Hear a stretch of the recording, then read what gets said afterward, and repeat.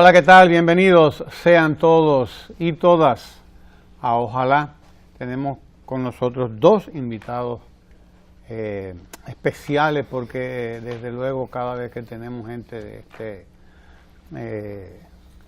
esta formación y además está participando en este seminario sobre políticas de integración, modelos de integración, desafíos de la integración, realidades de la integración que se está desarrollando en nuestro, o ya terminó, ayer terminó. Exacto, ha concluido felizmente, convocado este seminario por el Ministerio de Políticas de Integración, políticas regionales de integración, el ministerio que tiene a su cargo el ministro Miguel Mejía, a quien agradecemos desde luego la deferencia que ha tenido toda esta semana de estar enviándonos a estos invitados muy especiales para nosotros, de manera que muy agradecido de este Canal 4 RD, agradecido del Ministerio de Políticas de Integración. Con nosotros Jaime Estay, es chileno, pero vive en México hace nada más y nada menos que 40 años, ¿verdad, Jaime? Sí, así 40 que años. Olvídate de Chile, que tú eres más mexicano que cualquier mexicano. Profesor de la Universidad Autónoma de Puebla y coordinador de estudios sobre economía mundial. También con nosotros aquí está Héctor Cordero Guzmán, que ha estado antes aquí. Sí, ya, he tenido el Héctor. gusto, Ramón. Así Siempre que bueno verte. Gusto tenerte aquí otra vez. Gracias por la invitación. Héctor es profesor de Marxe School of Public and International Affairs. Eso es Asuntos Públicos e Internacionales, sí. del Baruch College, de la City University, o Universidad de la Ciudad de Nueva York. Así mismo, hermano, el como CUNY. le llaman, ¿no? Así es. Gusto tenerte aquí, Héctor, Jaime, y Gracias. bueno, empecemos a hablar sobre esto que se ha realizado aquí, este seminario sobre realidades, paradigmas y desafíos de la integración. Hay una experiencia reciente que es la mexicana con el Tratado de Libre Comercio, Jaime, que me gustaría que 20 años después, porque verdad es más o menos lo que hay ya de Tratado de Libre Comercio México, Estados Unidos, TLCAN, y por lo tanto se puede hacer una evaluación de una experiencia como esa, ¿no? De un paradigma dentro de ese título del seminario que ustedes acaban de concluir aquí. Bienvenido. Muchas gracias. Sí, efectivamente el Tratado de Libre Comercio de América del Norte, el TLCAN, aparece como uno de los esfuerzos de vinculación que deja muchas experiencias que hay que tomar como un referente en el sentido de revisar cómo ha funcionado. Y eso fue lo que me tocó hacer en parte en el seminario, ¿ya? La idea era hacer un balance de esta verdadera multiplicación de tratados de libre comercio que se ha dado a nivel mundial. Yo diría desde hace aproximadamente 20 años, ¿ya? En un contexto en el cual la Organización Mundial de Comercio, que es el ámbito multilateral donde se negocian las preferencias comerciales entre los países, la Organización Mundial de Comercio está en una verdadera crisis y en parte como resultado de esa crisis hay esta multiplicación. Ya son varios cientos de tratados los que están vigentes. Todos los países de la OMC, de la Organización Mundial de Comercio, al menos han firmado algún tratado con contrapartes que no tienen compromisos de carácter multilateral, que son los que se negocian en la OMC. Entonces, bueno, en ese contexto se ubica el Tratado de Libre Comercio de América del Norte, con características especiales. Yo diría que es prácticamente el primer tratado que se firma donde participan tanto países muy desarrollados como países atrasados o de desarrollo medio, que es el caso de México, Es prácticamente el primer tratado de libre comercio que incluye lo referido a inversiones, a pesar de su título. Se llama Tratado de Libre Comercio, pero tiene un capítulo dedicado a inversiones, donde los estados participantes se dan todo tipo de garantías y facilidades para el movimiento de inversiones, lo que significa sobre todo garantías y facilidades que otorga el gobierno mexicano, porque desde luego la economía mexicana no es una gran inversora, ni en Estados Unidos ni en Canadá, aunque sí recibe grandes montos de inversión, sobre todo procedentes de Estados Unidos. Entonces, bueno, tiene varias características especiales el Telecán. Es una suerte de arranque de estos tratados en que participan países con grados de desarrollo sumamente dispares. Y la firma misma del tratado forma parte de una estrategia muy clara de los gobiernos mexicanos desde los años 80 del siglo pasado en adelante para abrir la economía, para liberalizar el funcionamiento interno y también liberalizar las relaciones con el resto del mundo. ¿Ya?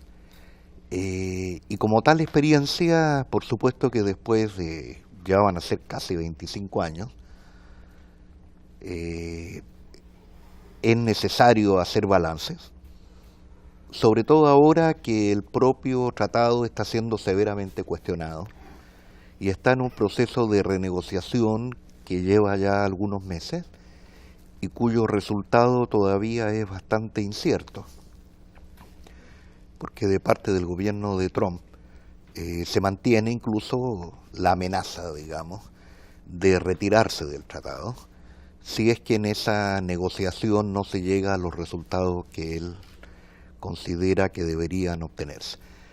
Entonces, bueno, digo que es un buen momento para hacer una suerte de balance de qué ha pasado, qué efectos ha tenido ese tratado sobre la economía mexicana.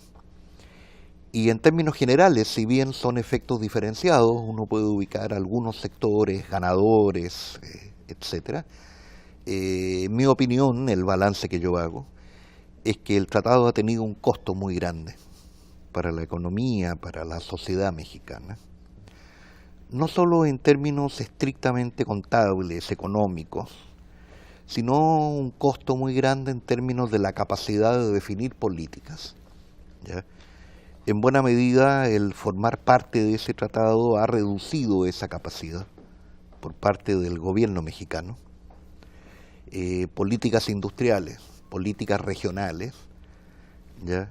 El tratado deja un margen muy estrecho para que los participantes puedan definir esas políticas, en la medida en que todo está sujeto al libre movimiento de mercancías procedentes, en este caso de Estados Unidos y de Canadá, y de capitales.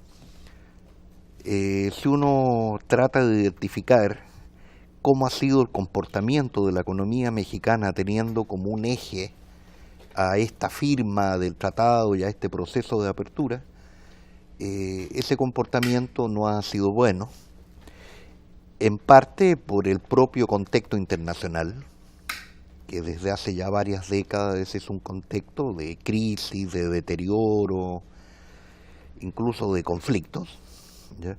Y en parte como consecuencia de los propios contenidos del tratado y lo que ha significado, ¿ya?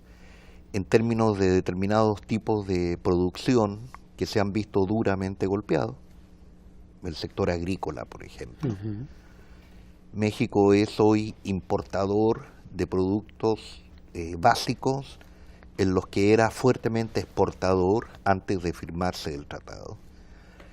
En términos del desarrollo industrial, México hoy es un gran exportador de manufacturas, pero en cuya producción lo que se aporta por parte de México es fundamentalmente mano de obra, y el atractivo que ofrece México para la inversión extranjera es justamente la baratura de esa mano de obra, los salarios notoriamente más bajos que en Estados Unidos y que en Canadá. Eso es lo que permite atraer capitales y lo que permite que México exporte muchísimo, pero la verdad es que es una base muy endeble. ¿Ya? Algún economista hace mucho tiempo calificaba a ese tipo de capacidad de competir, apoyándose en salarios bajos, como una competitividad espuria, le llamaba un economista, Fernando Fansilver, porque efectivamente, bajando salarios, para de esa manera poder atraer capitales y poder vender barato al resto del mundo, es muy poco lo que se puede desarrollar un país. ¿Ya? La manera de desarrollarse es apoyándose en otras capacidades que no han estado claramente presentes en el caso de la economía mexicana en su relación con Estados Unidos y con Canadá, en estas casi 2 décadas y media desde que se echó a andar el tratado. Por lo tanto, es un tema, desde luego, que está totalmente sujeto a discusión, que hoy se discute en México, qué balance es el que arroja el tratado, pero yo diría que es un balance no positivo y que la experiencia en general debería ser que la firma de tratados entre países con niveles tan grandes de disparidad en términos de su capacidad industrial, de su grado de desarrollo, del ingreso por habitante, etcétera, la firma de tratados entre esos países tan dispares no arroja los resultados que se podría suponer. ¿Ya? Incluso ha habido discusiones a nivel de los teóricos de estos temas, en que se decía que cuando 2 países con grados dispares de desarrollo firman un tratado, debería salir ganando el país más atrasado. Y sin embargo, en la práctica eso no se ve. ¿Ya? No se ve porque si bien ha habido sectores, grupos y empresas beneficiadas de ambos lados, en el caso mexicano lo que ha habido junto con eso son impactos muy severos sobre los niveles salariales. La verdad es que el tratado se transforma en una especie de lastre que, aunque hubiera la decisión de hacerlo, volvería muy difícil subir salarios. Porque si se suben salarios se pierde capacidad de competir. Y el cambiar esa capacidad de competir de salarios a otras cosas, ¿ya? No es un proceso fácil. Y no lo es sobre todo después de más de 2 décadas de funcionamiento del tratado, en que los capitales estadounidenses que están en México están ahí porque pagan bajos salarios. Por lo tanto, si de repente por algún conjunto de circunstancias esos salarios se multiplicaran, probablemente eso traería de inmediato consecuencias de retiro de capitales, de incremento de precio de los productos que se venden al exterior, etcétera. Y por lo tanto, este rasgo de pagar salarios bajos para poder exportar mucho y atraer capital extranjero, yo diría que ese ya se ha transformado en un rasgo estructural, que hay que revertirlo porque socialmente es inaceptable, pero el revertirlo no es un proceso fácil. Bueno, ese tipo de temas fueron los que me tocó exponer desde una perspectiva bastante crítica acerca de esta especie de principio que se ha venido imponiendo en muchos lugares, incluido México, que uno podría resumirlo, alguien lo resumía como exportar o morir. Esta idea de que hay que apostar todo a venderle mucho al resto del mundo. Yo diría que exportar es importante, que hay que insertarse ventajosamente en los mercados internacionales, pero que hay que definir para qué. Hay que tener un proyecto claro de país, de nación, y por lo tanto hay que definir para qué exportar, para qué abrirse al resto del mundo, y sobre todo para quién. ¿Quiénes son los beneficiados con las políticas que se adoptan, en este caso de apertura y de firma de acuerdos, en el caso de México, con Canadá y con Estados Unidos? Si el para qué y para quién no arroja un saldo positivo, hay que revisar todo. porque el exportar en sí mismo no es un objetivo, el comercio en sí mismo no es un objetivo socialmente necesario, y solo se vuelve en un instrumento pertinente en la medida en que permita incrementar los niveles de bienestar, los grados de desarrollo, etcétera, que es lo que está en duda que haya ocurrido en el caso de la economía mexicana.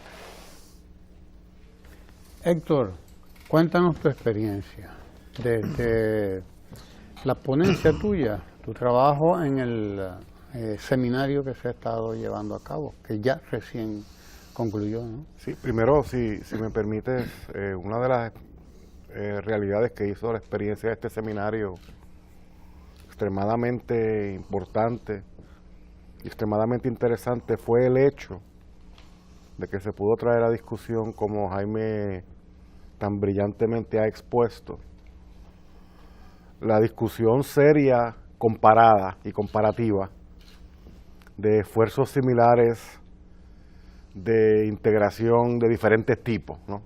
Pues el Tratado de Libre Comercio claramente tenía unos objetivos específicos, ¿no? Claro. Y no necesariamente eran sociales, digamos, ¿no? Claro.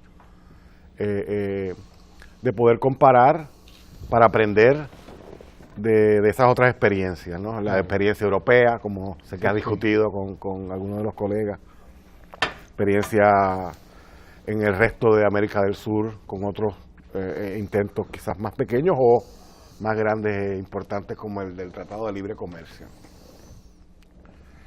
Si te fijas, el Tratado de Libre Comercio Estados Unidos-Canadá, América del Norte, provee por el flujo de capitales, supongo flujo de productos, no impide el flujo de ideas, me parece, pero interesantemente se mantiene siliente sobre quizás el flujo más importante, o de los más importantes, claramente, entre, digamos, el mismo México y los Estados Unidos, que es el flujo de personas, Claro.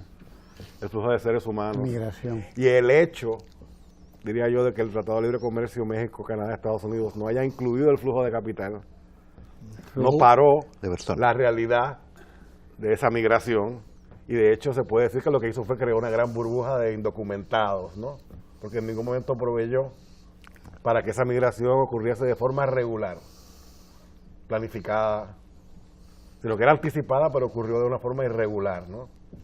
Y se sabe cuando tú destruyes, por ejemplo, la base agraria principal en zonas en México, eso va a desplazar unas poblaciones que van a ir no donde los salarios son bajos o más bajos, sino va a tratar de buscar un sitio donde la ventaja comparativa sea más alta, que resulta siendo el norte. Entonces, una cosa que hay que tener en mente, sobre todo cuando estudiamos el tema que yo traje a colación, que era el tema de las migraciones. Primero, como hemos discutido antes, el gran desplazamiento poblacional de la zona del Caribe, de toda la cuenca del Caribe, pero evidentemente hacia el norte de los Estados Unidos. Y si miramos las cifras después de 1990, se estima que pueden haber salido unas 12 millones de personas de toda la cuenca del Caribe, ¿no? 90% hacia los Estados Unidos de Norteamérica, un 7% hacia Europa y unos pequeños 1 o 2% al resto del mundo, Oceanía, Asia, África. Esas migraciones han creado unos polos y centros poblacionales en los Estados Unidos, como conocemos, Miami, toda la zona de Florida, Nueva York, Nueva Jersey, Connecticut y toda la zona noreste hasta Boston, ¿no? Que es un corredor completo desde Washington D.C. hasta Boston, básicamente. Toda la zona del medio de Chicago, toda esa parte del centro del país.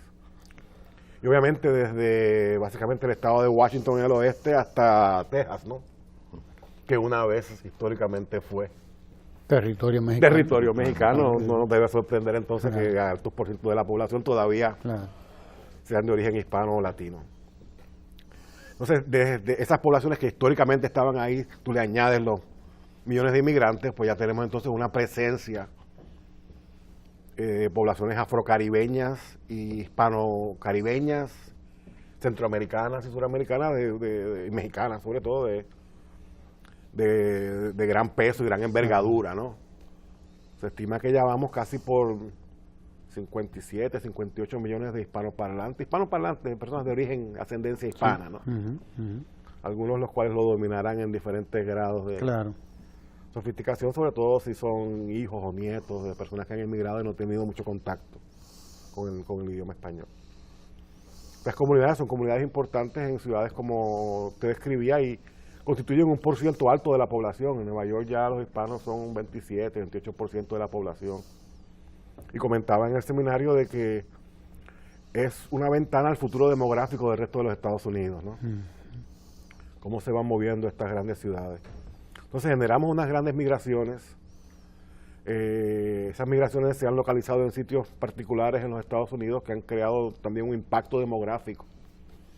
Y ahí entonces quizás parte de la reacción Trump y parte del miedo Trump a ese cambio demográfico en los mismos Estados Unidos, donde se estima que en algún momento, si la demografía continúa al paso que va, entre el 2040 y el 2050 hace una sociedad mayoritariamente minoritaria, como quien dice, digamos, donde ya el grupo anglosajón norteamericano, grupo blanco, diríamos, ¿no? Es una minoría, ¿no? Es menos del 50% de la población, y donde ya sumamos el grupo hispano, que se estimaría en ese momento como un 29% de la población, el grupo de descendencia de África, afrocaribeña, afroamericana, que vienen a ser un 13% de la población, lo que se estima sean un 7, 8, 9% de asiáticos. Entre esos tres grupos, ya suman más del 50% de la población de Estados Unidos y Norteamérica completa, que se estima en ese entonces que puede tener unas 425, 50 millones de personas. Estamos hablando de más de 100 millones de personas que pueden trazar su origen familiar a esta zona del Caribe, Centroamérica y Latinoamérica, que están cambiando. Entonces, por último, esas comunidades que emigran del Caribe, de Centroamérica, de Sudamérica, no lo hacen quizás como algunas comunidades emigrantes del pasado, donde se decía que no tenían espejo retrovisor, ¿no? Sí, no, que esas emigraciones, vamos, de aquí nos fuimos y a hacer futuro y para atrás ni para coger impulso, como dicen. Sí. Nosotros no, la gente del Caribe, Centroamérica, nos llevamos nuestra cultura, nos llevamos nuestra forma de ser, nuestra música, siempre con nosotros. Cambiamos donde llegamos y le tratamos de dar un poquito de sabor. Y nunca nos olvidamos en gran parte de dónde venimos. Entonces hay unos contactos a nivel familiar, a nivel individual, a nivel de comunidad, con esos países y comunidades de origen, que es un contacto bien estrecho que se nutre, en parte por esa cercanía geográfica, ¿no? que existe, y también pues hoy en día con avances en transportación, telecomunicaciones, el internet, el Facebook, el Twitter, nos ha hecho ese mundo un poco más chiquito. Todavía más chiquito. Y ha facilitado en gran parte que personas que en algún momento hubiesen sido consideradas ausentes, como dice mi colega Robert Smith, que ha estudiado la migración mexicana en Nueva York, esos llamados ausentes estén siempre presentes de una forma u otra, ¿no? Sí. Entonces ese circuito completo de la salida, y por qué salimos en gran parte, porque el modelo siempre ha sido el modelo ese de bajo salario. Claro. Llevamos una competencia ya de casi 200, 300 años a ver quién le paga menos. Y todavía estamos esperando a ver que ese modo de que le paguen menos a la gente resulte en que la gente se gane más. Entonces no sé, como economistas pueden constantemente sugerir que mientras menos tú le pagas a la gente, más va a avanzar esa economía, ¿no? Claro. Pero ahí seguimos, insistiendo. O sea que hay unos circuitos y unas razones por las cuales la gente sale. La gente sale, trata de reproducir su forma de vida, trata de buscar una forma de echar para adelante y se mantiene conectado. Entonces eso es un ciclo que continúa hasta cierto punto facilitando, nutriendo esa migración. Entonces tratamos de abundar un poco ese tema, relación, migración, diáspora, desarrollo, e integración, que es el último punto quizás, porque cuando nos sentamos en Nueva York, entonces nos juntamos también. Entonces nos damos cuenta de que el mexicano, de que el dominicano, de que el guatemalteco, de que el hondureño, en última instancia, como vecinos, como trabajadores, como amigos, como gente que nos encontramos en una tienda buscando algo para comer o lo que sea, eventualmente nos damos cuenta que tenemos más en común y muchos más denominadores en común, y que puede que alguno le diga parche, otro le diga maracuya, otro le diga otra cosa, pero estamos hablando de lo mismo esencialmente y nos gusta comérnoslo a todos. Entonces, en Nueva York, Chicago, Los Ángeles hasta cierto punto, pero ciudades más como Nueva York y Chicago, que tienen una diversidad de migrantes latinoamericanos de diferentes países, Florida, parte sur de Florida, se vuelven espacios importantes de intercambio y de integración. Claro, es una integración de a nivel de base, a nivel de pueblo. Entonces, cuando tú coges la integración como proceso y lo impones a nivel de Estado a su gente, supondría yo que eso va a tener una vida limitada. Pero si por el contrario, tú tratas de entender en qué formas la gente ya en su base está conectada o se conecta una con la otra, y tratas de desarrollar procesos que faciliten esa integración, donde sea la misma gente que te diga, estas barreras que están aquí, aquí y aquí, que no nos permiten, así como base, contactarnos, hay que tumbarlas. Entonces la integración ya viene de quizás un poco más de la masa, ¿no? Y me parece a mí que si estamos jugando el juego de largo plazo, si estamos jugando el juego de que la masa sea la que se beneficie, que no sea simplemente unas élites que ya están conectadas como quiera que sea, porque se encuentran en los salones de los aeropuertos, ¿no? Los salones privados de los aeropuertos, ya ellos tienen todo su protocolo de cómo negociar. Sí, sí. Y en los resorts. Exactamente, en los Davos, de eso, de allá en la Suiza, ¿no? Exactamente, ¿no? Claro. Si viene de abajo, entonces va a tener mucha más durabilidad y va a tener mucha más posibilidad de verdaderamente servir las necesidades de esa gente, porque yo creo que lo que persigue este esfuerzo a largo plazo también es un modelo que lo que ayude sea a aumentar la calidad de vida de nuestras regiones, ¿no? En la forma en que sea, y se entiende hasta cierto punto que hay muchos obstáculos que comerciales, de trato económico, de trato cultural, y de otra índole que son obstáculos que impiden un pleno desarrollo de nuestras poblaciones, ¿no? Yo creo que lo que se busca a través de una conversación, estructura, esfuerzos de buscar integración, es buscar puntos de convergencia, puntos de ventaja común, donde como grupo podamos lograr más que lo que podríamos quizás lograr como países, territorios o entidades separadas, individuales, sin conexión. O sea, en ese creo que estuvimos, ¿no? 2 o 3 días en intensa conversación. Obviamente el trabajo que hace el ministro Mejía no es solo un trabajo de traer a gente, sino es un trabajo de juntar a gente. Entonces, nosotros nos vamos ya con ciertas relaciones también que hemos podido desarrollar a través del seminario, con ciertos contactos, y ya como diríamos, como una pequeña estructura para continuar discutiendo este tipo de ideas, y profundizarla y producir un material curricular que incluye videos como este que estamos haciendo contigo para poder llevar la discusión un poco más al público, material curricular que se utiliza en los cursos de capacitación para personal que se destaca en el exterior, y para otro sinnúmero de públicos que necesitan hasta cierto punto una herramienta de pensamiento para poder, en este mundo donde hay tanta crisis y donde la misma integración se ve tan cuestionada, poder tener un documento que los ayude a desarrollar su propia teoría y a quizás poder ver las potenciales virtudes de un esfuerzo de colaboración común. Hablando ayer sobre estos temas, alguien traía a colación el trilema famoso aquel de globalización, democracia y soberanía. Globalización, democracia y soberanía. Mayor globalización probablemente nos plantea pérdida de soberanía y pérdida de democracia también. Y por lo tanto los sistemas de integración tendrán que pensarse y tendrán que analizarse desde un poco de esta óptica, porque con México, por lo tanto, nos da espacio, nos permite ver esto en funcionamiento, probablemente, ¿no, Jaime? Sí, desde luego. Seguramente Javier fue el que planteó el tema. Sí, claro, Javier. Que es un tema tiene que su libro, claro. Claro, que a él le preocupa. El trilema de Rodig. Y efectivamente es un dilema, ¿ya? Si bien en una primera mirada uno podría decir, bueno, la globalización implica apertura, implica libertad de movimiento, de cosas, de capitales, de ideas, pero no de gente. no de personas, desde No luego. de personas. Porque en ese sentido lo que ocurre en la frontera entre México o América Latina y Estados Unidos, si bien tiene expresiones extremas, pero es semejante a lo que ocurre en distintas fronteras entre países desarrollados y países atrasados, digamos. Por lo tanto, está claro que la globalización no incluye la circulación de personas.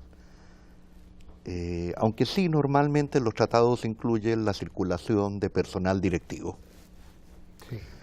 Pero es además una circulación en la dirección inversa. No es que haya una masa de personal directivo de empresas mexicanas trasladándose a Estados Unidos, sino a la inversa. Al revés.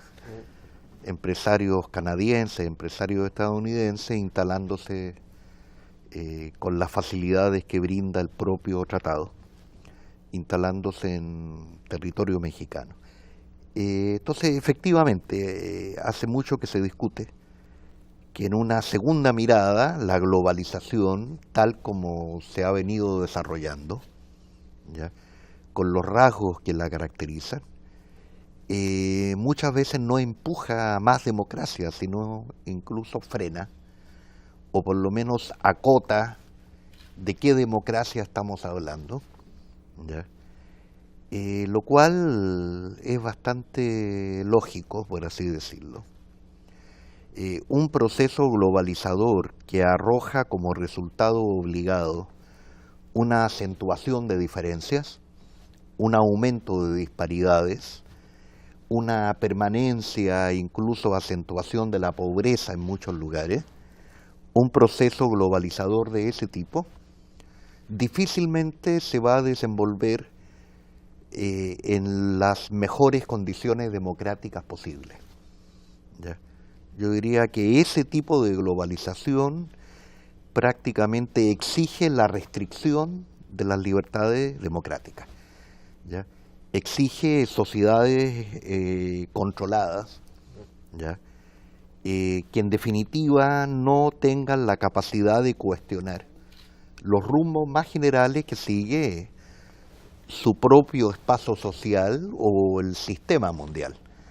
Entonces sí, yo creo que ahí hay contradicciones muy claras, ¿ya?, y que lo que habría que lograr es otra globalización, ¿ya?, asumiendo que la globalización en definitiva es una forma de concreción de cambios que están ocurriendo, en particular en la ciencia, en la tecnología, y que esos cambios pueden ser traducidos en el funcionamiento cotidiano de las sociedades de muchas maneras, digamos.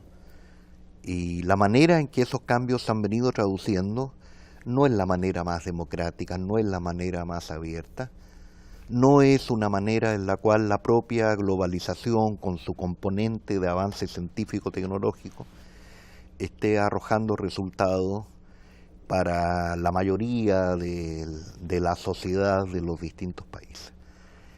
Y en varios de los sentidos que acabo de mencionar, creo que la situación mexicana aparece como un ejemplo, ¿ya?, de los problemas que genera determinado tipo de globalización, y en particular determinado tipo de inserción de nuestros países, de los países latinoamericanos, en este proceso globalizador, ¿ya?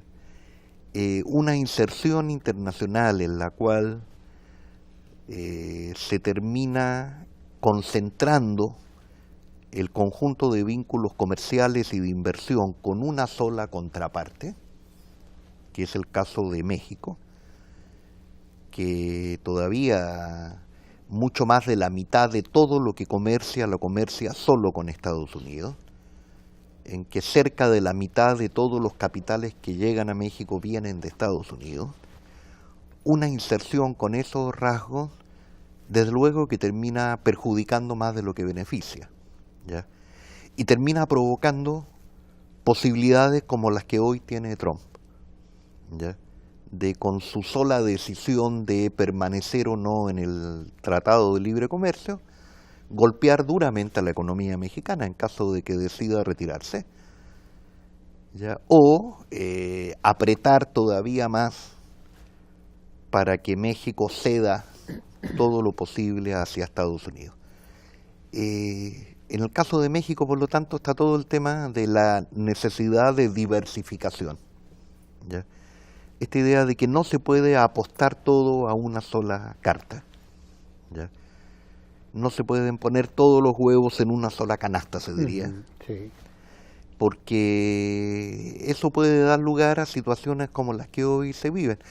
Si México tuviera un comercio internacional relativamente diversificado, su propia capacidad de negociación dentro del Tratado de Libre Comercio sería mucho mayor, ¿ya?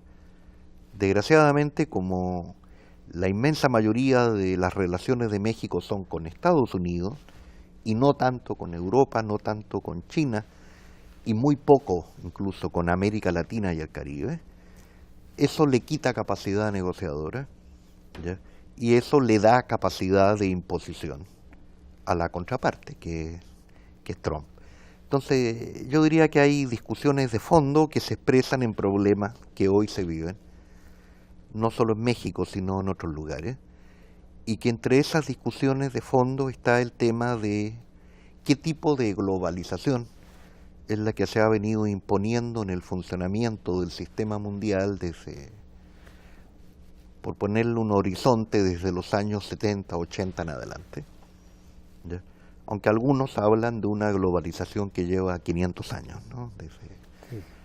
Desde 1492 en adelante. Más o menos. Claro, pero si le ponemos un horizonte pequeño en términos de una multiplicación de lo que antes ya estaba relativamente presente, digamos que llevamos alrededor de 40 años de un proceso globalizador que arroja grandes disparidades, ¿ya? Que arroja grandes oportunidades, pero que van acompañadas de grandes brechas, ¿ya? Y de grandes conflictos. Claro, la economía digital es una gran oportunidad, pero junto con ella aparece la brecha digital, ¿ya? La muy diferente capacidad de acceso que tienen los países y las personas dentro de los países al uso de las nuevas tecnologías. Y además un funcionamiento sistémico en que los conflictos no disminuyen, ¿ya? Hay instituciones que se dedican al seguimiento del tema. El CIPRI es un centro de investigaciones en Suecia que se dedica a eso, al seguimiento de los conflictos en el mundo, ¿ya? Y la verdad es que los conflictos, el número de conflictos en el mundo hoy es mayor del que había hace 10 años, digamos. Los llamados dividendos de la paz, de lo que se hablaba cuando terminó la Guerra Fría, que consistían en que al no haber Guerra Fría, el gasto militar, el esfuerzo militar iba a disminuir sensiblemente, y el dividendo iba a estar en el uso de esas capacidades y de esos recursos hacia fines socialmente deseables. Y ahí uno podía hacer cuentas optimistas, ¿no? Con un 20% que disminuya el gasto militar mundial, se resuelve el problema de la pobreza extrema en tal o cual cantidad de continentes o de países, etc. Bueno, la verdad es que eso no ha ocurrido, ¿ya? Hubo una cierta disminución durante algún periodo, pero hoy el mundo sigue atravesado por conflictos de distinto tipo. Ya no son el gran conflicto este-oeste, capitalismo, comunismo, etcétera, que por cierto tenía elementos incluso más manejables que los conflictos de hoy, porque había claramente una contraparte con la cual sentarse a negociar. Hay una certidumbre. Claro, y si quieren, a distribuirse el mundo, ¿ya? Claro. Que fue lo que ocurrió entre Estados Unidos y la Unión Soviética. Hoy no, hoy la contraparte es muy difusa, por así decirlo, ¿ya? Y los conflictos caen en buena medida fuera del control directo de los estados, ¿ya? Entonces, bueno, es un mundo más conflictivo, ¿ya? Yo siempre uso en mis cursos como referente a criticar esta idea que se desarrolló una vez que cayó el muro, que se disgregó la Unión Soviética, la idea del fin de la historia de Fukuyama. ¿Ya? Esta propuesta que había, que ahora sí, con lo que ha ocurrido, el orden mundial actual es claramente el único posible, ¿ya? Y por lo tanto, tal como estamos hoy es como vamos a seguir estando hasta el infinito. Sobre todo tal como estamos hoy en las sociedades más desarrolladas. Esta idea de que la historia, entendida como la búsqueda de mejores formas de organización de la sociedad humana, entendida de esa manera, se acabó, porque estamos en el mejor de los mundos posibles. Bueno, hoy nadie se acuerda de eso, ¿no? Porque ese fin de la historia no era el fin, ¿ya? Sino que era una historia que sigue desenvolviéndose de manera muy conflictiva por caminos diferentes a los de la posguerra, a los de la Guerra Fría, ¿ya? Recuerdo muy bien un texto de respuesta de Hobsbawm que se llamaba el libro Los fines de la historia, en plural, queriendo destacar eso. Aquí no estamos ante un desenvolvimiento histórico que se transforma en lineal y que mantiene las bases que hoy existen.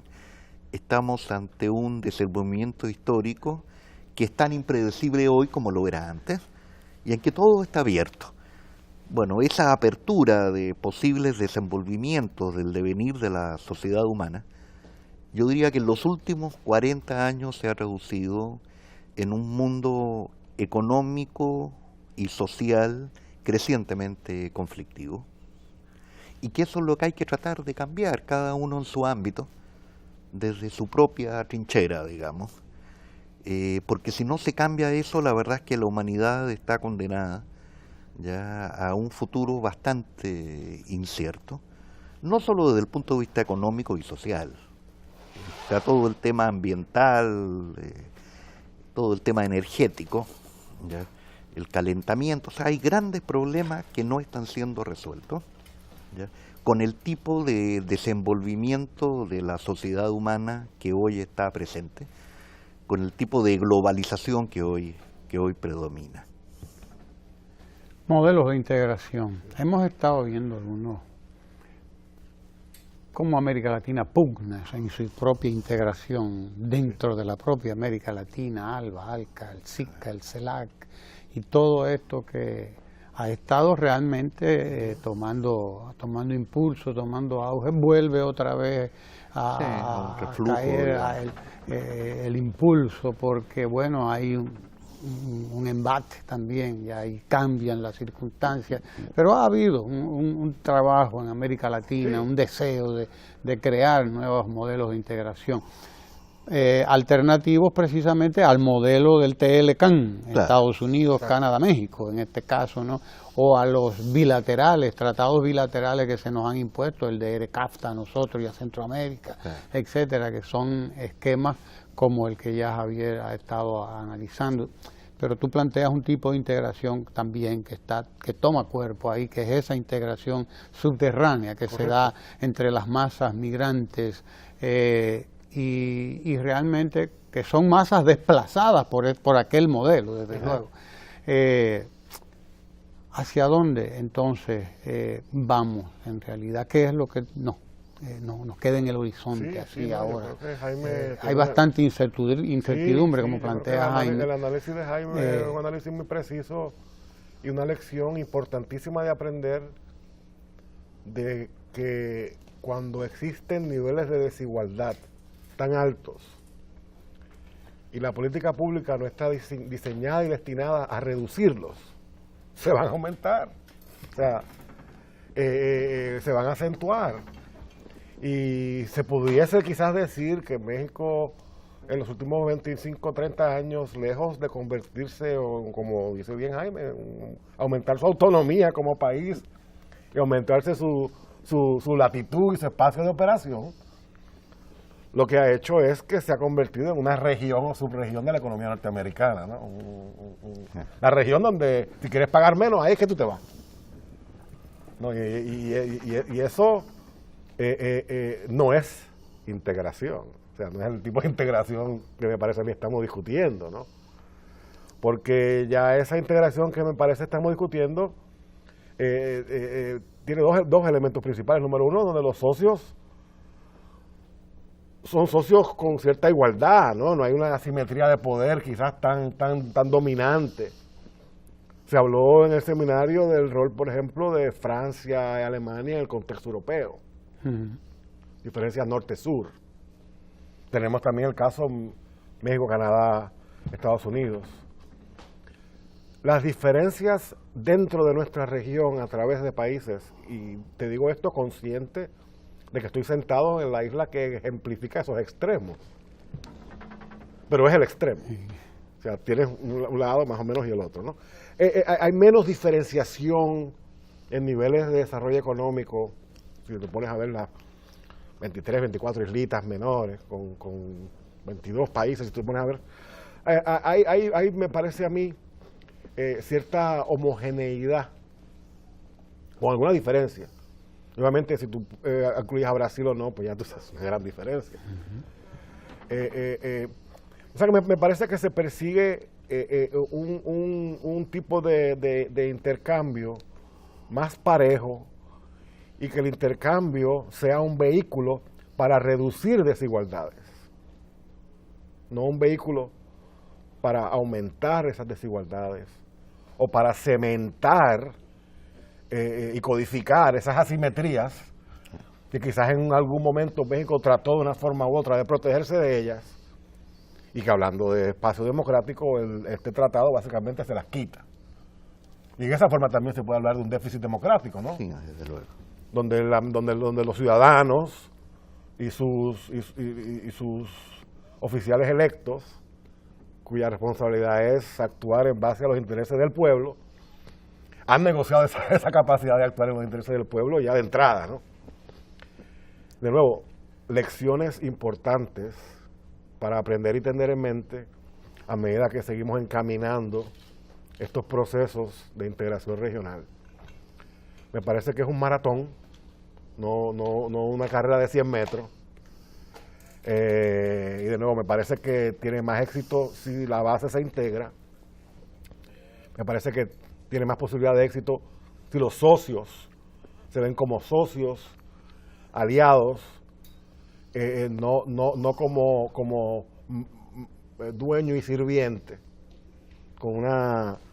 y que se usa ese proceso precisamente con una meta y un fin de reducir desigualdades y de tomar ventaja de la acción colectiva y crear marcos de acción común para beneficio común, no de codificar una desigualdad de forma tal de que el país más desventajado termine todavía más desventajado al final del proceso de lo que empezó.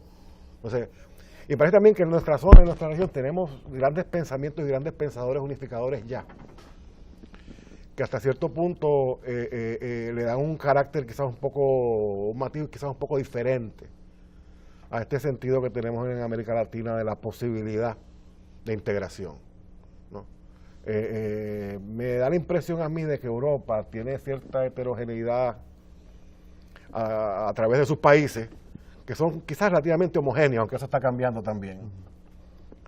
Pero quizás nosotros en nuestra zona tenemos como que un poquito más heterogeneidad dentro de nuestros países, pero cuando nos sentamos así nos alineamos, no tenemos que tener 50 intérpretes para tener una reunión, porque ya hay hablando de que la historia no importa, toda una historia que importa, que ya la dirección de esa historia es hacia la unificación. Nosotros no tenemos me da la impresión a mí, puede que esté equivocado, quizás me corrijan, que como región, tanto en su documentación como en su sociología, hay unos elementos unificadores que quizás lo que tenemos que hacer nosotros es identificarlos y quitarlos del medio y dejarlos que... O sea que a mí me impresionó mucho la presentación y el trabajo de Jaime, porque es importante quizás en el medio de una discusión que trata de ser celebratoria y positiva de los beneficios y las bondades de lo que uno está haciendo, tomarse un tiempito para aprender del caso México, aprender del caso Europa y aprender de los retos que surgieron ahí para que nuestro proyecto se nutra de esas experiencias y no cometa esos mismos errores. Y estemos bien conscientes de que si hay unas asimetrías de poder, eso hay que trabajarlo e incorporarlo en el diseño de esa integración, incorporarlo en el diseño de esa integración de forma tal de que esa desigualdad pueda reducirse. Adelante. Sí, venga, no se preocupe, que aunque estemos en televisión todo se puede, ¿verdad, Jaime? Claro. Mire, estos procesos tan ricos que están tomando curso ahora mismo en el mundo, tienen como base un problema capital, que es el problema, visto así uno, no sé, a ojo de buen cubero, como decimos los dominicanos. El capital es el que se internacionaliza, es el que se globaliza, es el que busca beneficios, el capital. Entonces resulta que lo humano importará poco. De ahí que la fuerza de trabajo no se va a internacionalizar. Los flujos migratorios se van a contener y hay que contenerlos donde sea, y voy a hacer muros.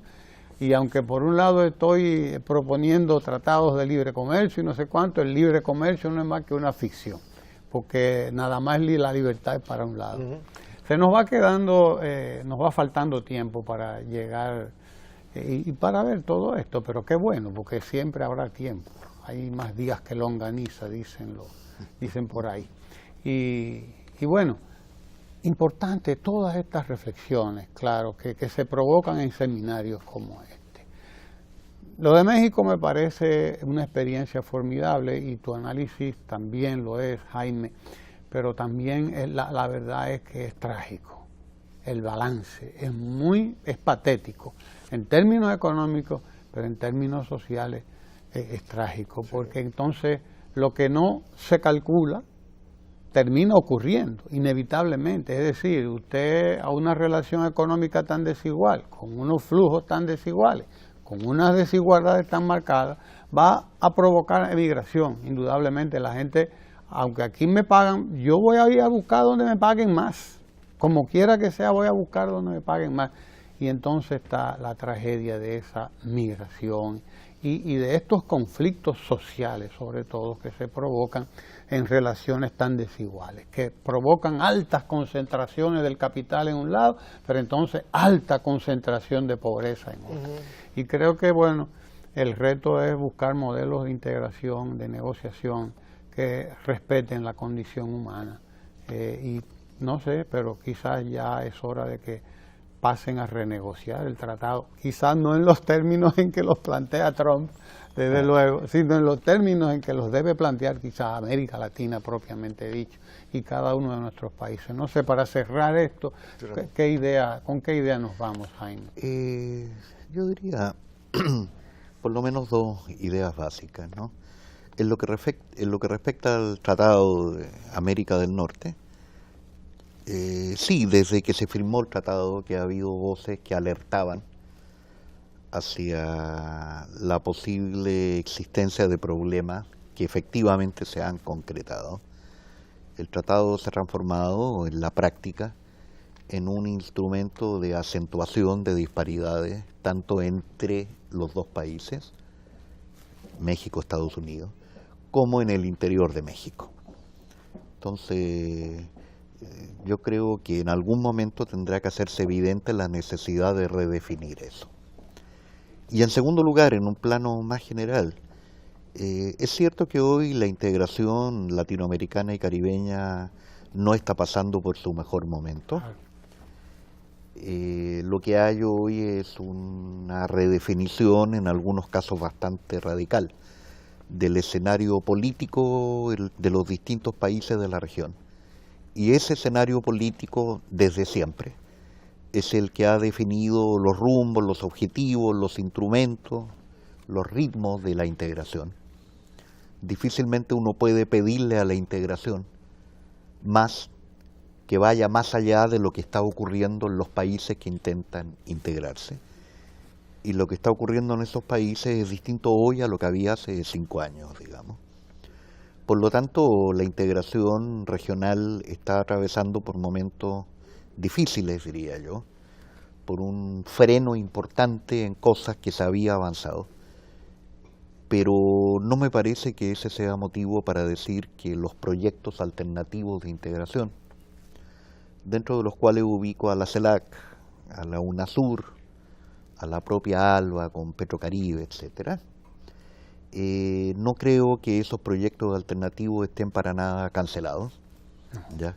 Creo que siguen vivos, que siguen teniendo una enorme potencialidad y que esa potencialidad está dada porque se mantiene la necesidad de integrar, ¿no? Creo que en el mundo de hoy la integración, una verdadera integración económica, política, social y cultural entre los países de América Latina y el Caribe, es una necesidad que se vuelve imperiosa, ¿ya? Justamente porque el mundo funciona como funciona, ¿ya? En un mundo que funcionara de otra manera, a lo mejor tendríamos posibilidad de desarrollarnos a nivel individual, a nivel de cada estado. En el mundo de hoy difícilmente vamos a avanzar si no logramos unirnos, si no logramos definir posiciones comunes, acciones comunes, frente a un funcionamiento sistémico que se ha vuelto muy complicado, muy conflictivo, y que genera enormes niveles de incertidumbre que podrían ser sustancialmente atenuados si logramos avanzar en la integración.